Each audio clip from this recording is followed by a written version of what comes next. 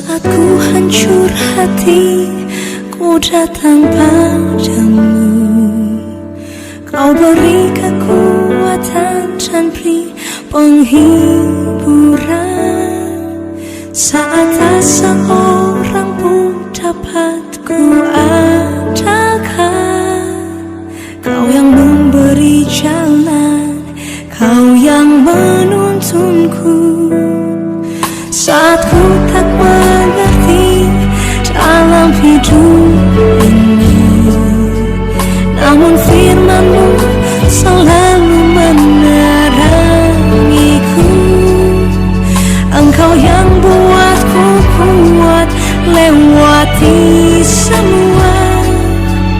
Engkau pertolonganku, tempat harapanku, Tuhan. Ku percaya janji-Mu dalam hidupku. Kau beri kemenangan, Tuhan. Kau selalu setia di dalam hidupku.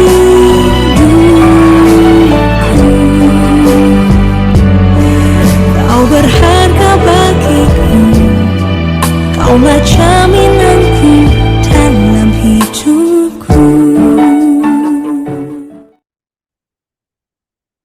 Salam, selamat pagi. Bertemu lagi di Sapaan Teduh kita di pagi hari yang indah ini. Sebelum kita mendengarkan dan merenungkan kebenaran firman, kita bersatu dalam doa. Kita berdoa. Kuasa Roh Kudus-Mu ya Tuhan, yang melampaui segala akal pikiran itulah yang berkarya membuka hati dan pikiran kami dan mengajari kami akan kebenaran firman-Mu, baik hamba-Mu yang menyampaikan dan juga semua saudara-saudari terkasih kami yang mendengarkannya. Berfirman dan berkata-katalah Tuhan di pagi hari yang indah ini, karena kami telah siap untuk mendengarkannya. Dalam Putra-Mu Yesus Kristus, kami datang berdoa dan mengucap syukur. Amin. Lukas 3 ayat 6, begini firman Tuhan di pagi hari ini sebagai renungan kita. Dan semua orang akan melihat keselamatan yang dari Tuhan.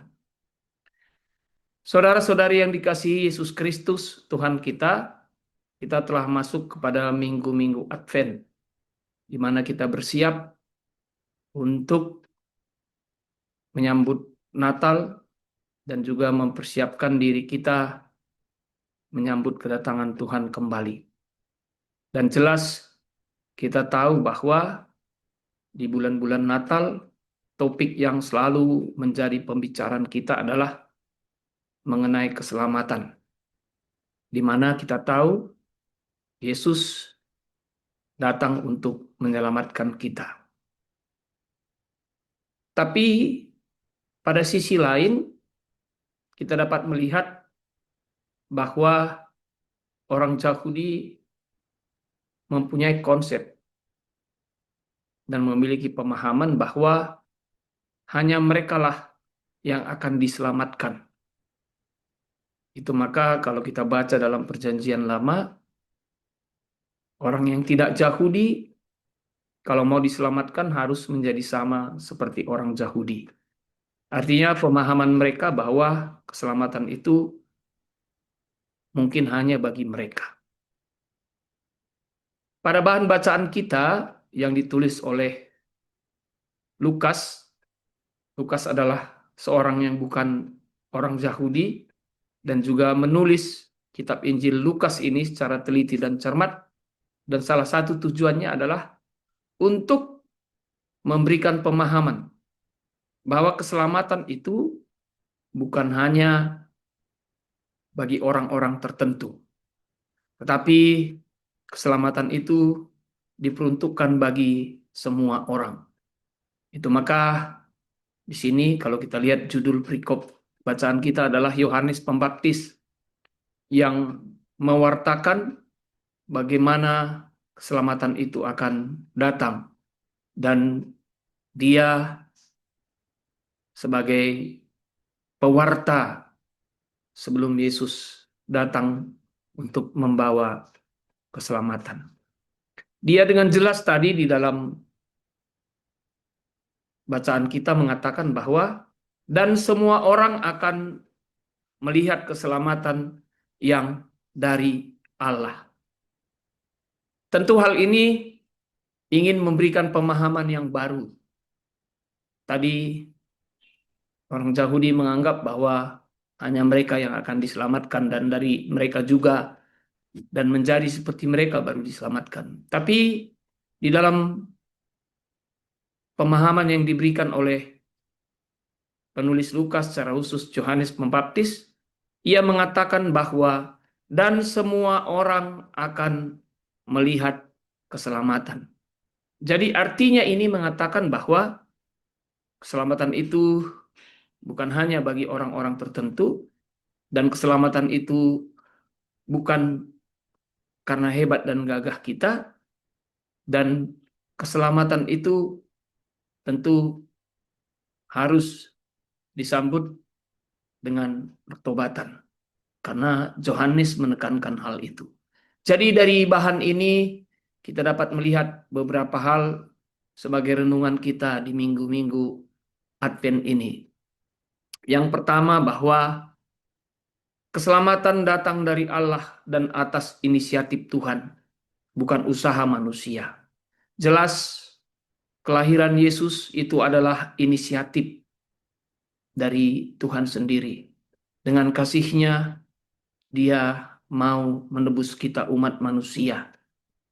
Jadi usaha manusia untuk mendekati Allah itu sama sekali manusia tidak mampu. Sehebat apa juga kita mendekatkan diri kepada Allah, kita tidak bisa sempurna. Oleh karena itu Allah yang berinisiatif, Allah yang tinggi, Allah yang jauh itu datang dan hadir di tengah-tengah kehidupan kita manusia. Dan itulah dalam putranya Yesus Kristus Tuhan kita. Jadi semua ini adalah atas inisiatif yang datangnya dari Tuhan. Jadi jelas keselamatan itu adalah datangnya dari Tuhan. Kemudian yang kedua, tentu keselamatan itu harus kita terima di dalam iman percaya. Dan keselamatan itu diperuntukkan bagi semua orang yang percaya. Dan wujud dari kita menerima keselamatan itu yaitu kita menyambutnya dengan pertobatan. Pertobatan yang kita lakukan itu yaitu yang datangnya dari hati kita. Bukan pertobatan yang hanya kelihatan secara kulit-kulitnya. Itu maka seruan dari jelas dari Yohanes Pembaptis, bertobatlah. Jadi kita juga menyambut keselamatan itu dengan bertobat. Kita tahu itu harus dari hati kita. Sehingga perubahan itu bukan hanya di batas kulit, tapi dari hati. Sehingga hati itu yang akan mempengaruhi, merubah cara kita berpikir, merubah cara kita hidup, merubah cara kita bertindak. Itu yang diharapkan. Itu maka di minggu-minggu Advent ini persiapan yang harus kita lakukan bukan hanya sebatas mempersiapkan bagaimana meriahnya acara Natal, bagaimana kita menyiapkan dekorasi Natal, bagaimana juga kita menyiapkan tampilan fisik kita.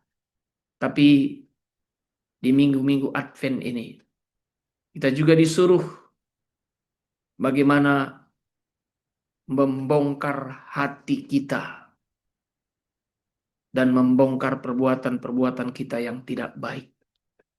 Meninggalkan perbuatan-perbuatan kita tidak baik dan juga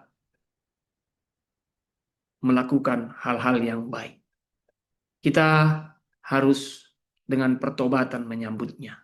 Jadi keberhasilan kita melaksanakan Natal bukan hanya sebatas wahnya perayaan Natal, hebatnya dekorasinya, tapi marilah kita berubah, bertobat, menjadi anak-anak yang serupa dengan kehendak Tuhan. Itu respon seharusnya yang kita lakukan di dalam Natal. Kemudian tentu yang ketiga, karena kita disuruh bertobat, maka ketika masih ada waktu, pakailah waktu itu. Jangan kita mengeraskan hati kita. Kami pernah melihat seorang bapak-bapak yang suka minum. Dia disuruh berhenti, bertobatlah, jangan mabuk-mabuk.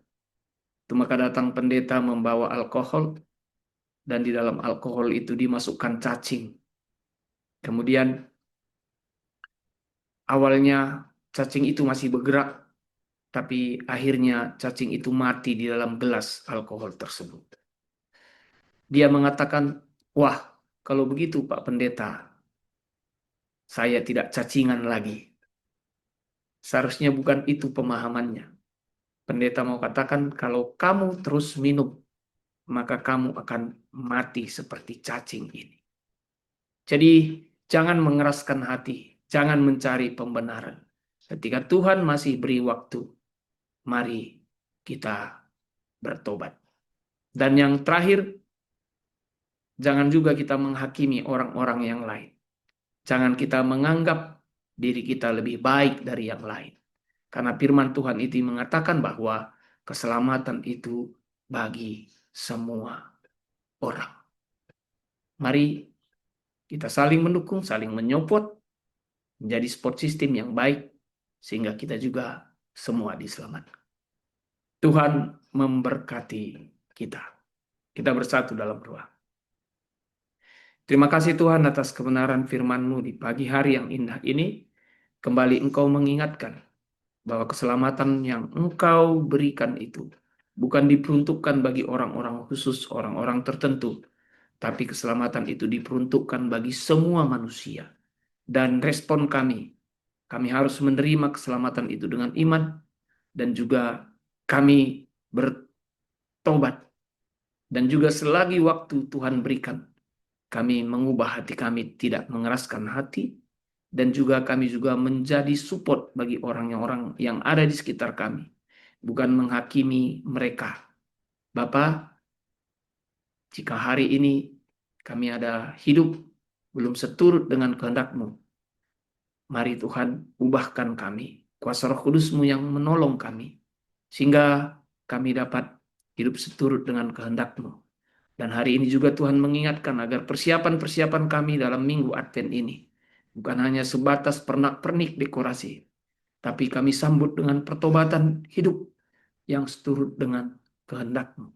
Bapa yang baik, mampukan kami melakukannya. Pada saat ini juga kami berdoa buat jemaat-Mu di gereja-Mu, GBKP Runggun Studio Alam. Tuhan yang memberkati jemaat-Mu Tuhan, memberkati semua hamba-Mu, memberkati pengurus PJJ, pengurus kategorial unit-unit, dan memberkati jemaat-Mu, menyatukan hati mereka, mengajari mereka saling mengasihi dan saling menyayangi. Kami juga berdoa dalam proses perizinan gereja dan pembangunan gereja Tuhan. Mari Tuhan yang memberkati. Tiada yang mustahil bagimu Bapa. Tolong kami Bapa, terlebih dalam proses pendekatan kepada masyarakat, sehingga pembangunan gereja kami Runggun Studio Alam dapat terlaksana pada waktunya. Kami menyerahkan ini dalam tangan pengasihan-Mu. Bapa, sebentar kami akan melakukan aktivitas kami, kuasa Roh Kudus-Mu yang menolong dan menopang kami. Ini doa kami Bapa, kami panjatkan kepadamu dalam satu nama, Putra-Mu Yesus Kristus, yang telah mengajari kami mengucapkan doa Bapa kami. Bapa kami yang di sorga, dikuduskanlah namamu, datanglah kerajaan-Mu. Jadilah kehendak-Mu di bumi seperti di sorga. Berikanlah kami pada hari ini makanan kami yang secukupnya. Dan ampunilah kami akan kesalahan kami, seperti kami juga mengampuni orang yang bersalah kepada kami.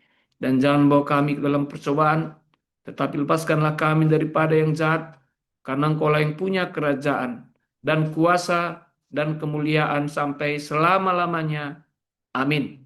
Salam, sampai bertemu lagi di sapaan teduh kita di lain waktu. Tuhan Yesus memberkati.